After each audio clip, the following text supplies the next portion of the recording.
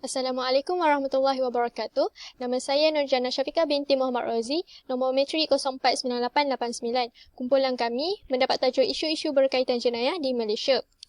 Seiring dengan perkembangan dunia yang semakin moden dan canggih ini, kes jenayah juga turut berkembang mengikut peredaran masa yang mengancam ketenteraman masyarakat dunia, bahkan mengancam pertumbuhan ekonomi negara. Peningkatan kes jenayah dapat dilihat menerusi indeks jenayah di seluruh Malaysia yang dikeluarkan oleh PDRM menunjukkan berlaku peningkatan kes jenayah sejak beberapa tahun sebelum ini dengan pelbagai jenis kes jenayah yang dilakukan. Apa yang akan dibahaskan di bawah tajuk isu berkaitan jenayah di Malaysia ialah apa itu jenayah menurut perspektif Islam, kategori jenayah, faktor peningkatan kes jenayah, kesan negatif akibat peningkatan kes jenayah, isu berkaitan jenayah di Malaysia dan cadangan penyelesaian isu. Bismillahirrahmanirrahim. Assalamualaikum warahmatullahi taala wabarakatuh. Nama saya Nur Afikah binti Hamidi, nombor metrik 050923. InsyaAllah saya akan menerangkan tentang definisi jenayah. Jenayah merupakan kesalahan yang dibuat seseorang beserta dengan niat untuk melakukannya. Oleh itu, mereka boleh dihukum selayaknya kerana melakukan kesalahan di sisi undang-undang. Pelaku ini bertanggungjawab menerima hukuman seperti denda maupun penjara. Menurut Saravana An-Namalai pula, jenayah adalah perkataan yang merujuk kepada perbuatan yang menjadi larangan undang-undang seperti mencuri, menjual atau memiliki dadah, merompak, membunuh dan sebagainya yang merupakan kesalahan undang-undang kerajaan sesuatu tempat maupun negara. Mereka ini tidak mementingkan keselamatan awam. Namun menurut sudut pandang Islam pula, jenayah merupakan suatu perbuatan yang ditegah menurut syarak. Maka sekiranya dilakukan, pelaku boleh dikenakan hukuman. Menurut Al-Mawardi, jenayah merupakan larangan syarak yang dicegah Allah SWT dengan hukuman had atau ta'zir. Had merupakan hudud dan ia merupakan batasan yang Allah telah tetapkan dalam jenayah syariah. Dinamakan hudud kerana Allah SWT telah menentukan kaedah hukumannya, kaedah pelaksanaan dan kadar hukumnya. Manakala maksud ta'zir pula adalah salah satu hukum daripada hukum-hukum Allah SWT. Ta'zir adalah satu undang-undang yang Allah SWT berikan keistimewaan kepada pemimpin atau pemerintah Islam yang sah untuk berhukum dengannya, bergantung kepada keperluan dan kemaslahatan. Wallahu a'lam. Seterusnya, kita masuk kepada perbuatan yang dikategorikan sebagai perilaku jenayah. Terdapat 3 elemen bagi mengenal pasti sama ada perbuatan tersebut adalah jenayah ataupun bukan. Yang pertama ialah perundangan. Perundangan ini dikatakan penting dalam Islam kerana dalam undang-undang Islam, sesuatu hukum itu berteraskan wahyu Allah SWT. Jika tidak terdapat dalam wahyu Allah, maka perbuatan tersebut tidak dikategorikan sebagai perilaku jenayah di sisi Islam. Begitu juga dengan perundangan di Malaysia. Ianya bergantung kepada perundangan atau perlembagaan yang telah ditetapkan di Malaysia. Elemen kedua pula ialah unsur material, yang mana unsur material ni ialah sesuatu jenayah itu tidak dihukum sebagai jenayah selagi mana ia tidak ditunjukkan melalui perbuatan. Sebagai contoh, niat. Jika hanya berniat tanpa disusuli dengan perbuatan, maka ia tidak dikira sebagai jenayah. Okey, yang seterusnya ialah unsur moral yang menganggap sesuatu perbuatan itu merupakan suatu kesalahan. Seterusnya, kita masuk kepada bentuk jenayah. Terdapat 3 bentuk jenayah. Yang pertama ialah jenayah kekerasan. Sebagai contoh, membunuh, cubaan membunuh, samun berkawan bersenjata dan tanpa bersenjata, rogol dan mencederakan manusia. Seterusnya ialah jenayah harta benda. Sebagai contoh, melibatkan kes pecah rumah, mencuri kenderaan dan lain-lain jenis kecurian. Dan bagi lain-lain jenis kesalahan pula adalah seperti dadah, peras ugut, ugutan bersenjata, memiliki senjata berbahaya, merusuh judi arak dan sebagainya. Bismillahirrahmanirrahim. Assalamualaikum warahmatullahi wabarakatuh. Nama Fariha Akilah binti Muhammad Yaini, nombor metrik 050925.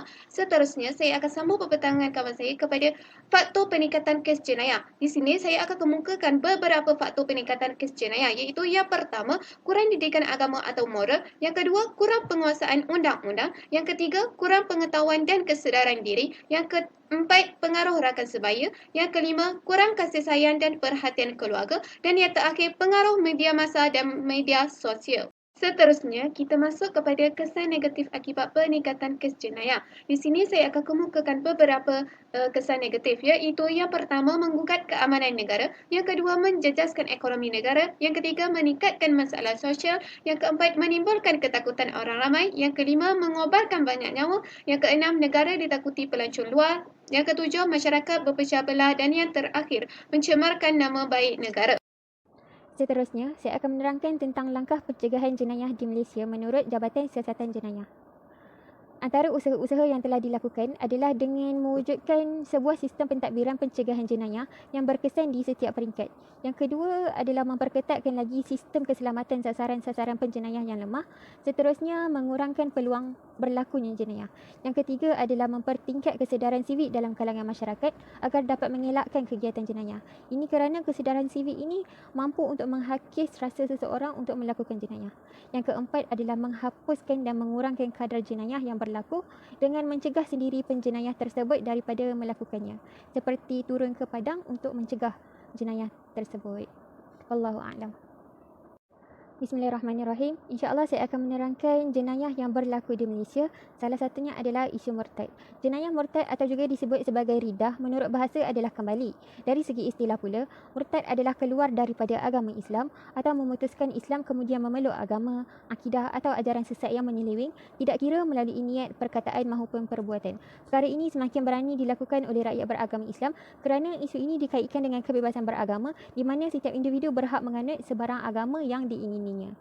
Dan antara faktor yang menyumbang kepada jenayah murtad ini dapat dikategorikan kepada dua, iaitu faktor dalaman dan juga faktor luaran. Antara faktor dalaman adalah berpunca daripada kurangnya didikan agama, kurangnya didikan ibu bapa, masalah ekonomi maupun peribadi. Manakala faktor luaran pula adalah berpunca daripada pengaruh persekitaran, pengaruh rakan sebaya, wujudnya gerakan kristianisasi, kelonggaran undang-undang, masalah sistem pendidikan dan juga dakwah yang kurang berperanan. Pendirian pihak autoriti tentang jenayah murtad ini masih lagi tidak jelas diperuntukkan secara menyeluruh. Sebahagian negeri saja yang menjadikan murtad sebagai kesalahan jenayah syariah, meskipun dengan menggunakan nama kesalahan yang berbeza-beza. Antara negeri yang menganggap jenayah murtad ini sebagai jenayah adalah negeri Perak, Pahang, Kelantan, Terengganu, Melaka, Negeri Sembilan dan juga Sabah. Antara kaedah penyelesaian dan cadangan bagi membendung jenayah murtad yang sewajarnya adalah dengan menyeragamkan undang-undang murtad, memandangkan setiap negeri hukuman membuat hukum berbeza-beza mengikut keputusan penghakiman Mahkamah Syariah negeri masing-masing. Hal ini demikian kerana keputusan penghakiman tersebut akan menimbulkan kekeliruan terhadap umat Islam itu sendiri. Sekian daripada saya. Wallahu a'lam bishawab. Seterusnya, kita akan masuk kepada topik isu rank Undang-Undang 355. Akta 355 ini ialah undang-undang yang mula-mula memberi kuasa penghukuman dan menerangkan bentuk-bentuk hukuman yang dibenarkan di Mahkamah Syariah. Bertujuan untuk memberi bidang kuasa kepada mahkamah-mahkamah yang ditubuhkan di bawah undang-undang negeri untuk mengendalikan kesalahan-kesalahan dan hukuman di bawah undang-undang Islam. Undang-undang ini sudah dipinda beberapa kali, iaitu pada 1965, 1984 dan 1989. Isu RUU 355 ini dibangkitkan apabila seorang ahli parlimen Marang, YP Datuk Seri Abdul Hadi Awang, mencadangkan pindaan RUU 355 ini pada tahun 2016 untuk memperkasakan bidang kuasa jenayah Mahkamah Syariah dengan meningkatkan hukuman-hukuman yang sedia ada kerana hukuman tersebut dilihat tidak relevan pada masa kini.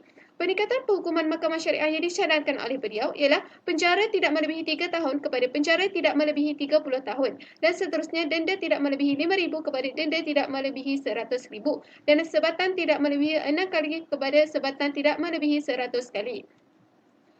Pindaan ini mendapat penerimaan dan penolakan oleh beberapa masyarakat. Penerimaan yang diterima oleh masyarakat kerana pindaan ini untuk meningkatkan jumlah denda perlu dilakukan terlebih dahulu kerana ia sangat digunakan pada masa kini.